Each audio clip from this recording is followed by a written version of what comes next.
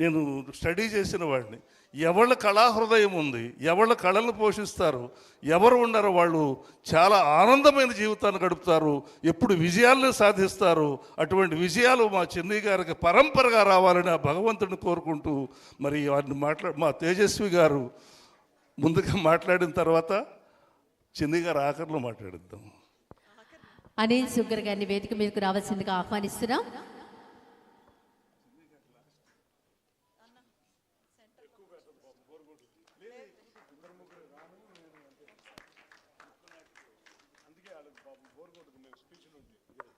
చూసారా, మీకు ఇచ్చిన ఈ సమయంలో కూడా మేము మాట్లాడకూడదని రెస్ట్రిక్షన్ పెట్టేస్తున్నారు చిన్ని అన్న.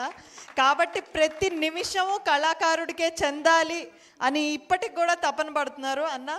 2 నిమిషాలు మీ గురించి మాట్లాడకపోతే ఇక్కడున్న మేం కాదు, కళాకారులు ఫీల్ అవుతారు.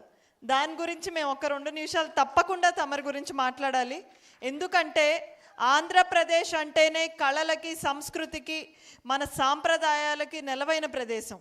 అలాంటి ప్రదేశంలో ఎన్నో అద్భుతమైన కళలు కనీసం మనకి ఉన్నాయని కూడా తెలియని దుస్థితి మనకి ఈరోజు ఈ రాష్ట్రంలో పరిస్థితి ఉంది. కానీ ఎక్కడెక్కడో ఉన్న కళలను కూడా వెలికి తీసి కొండల్లో, కోనల్లో, అడవుల్లో, లేదంటే మారుమూల ప్రాంతాల్లో ఉన్న కళలను కూడా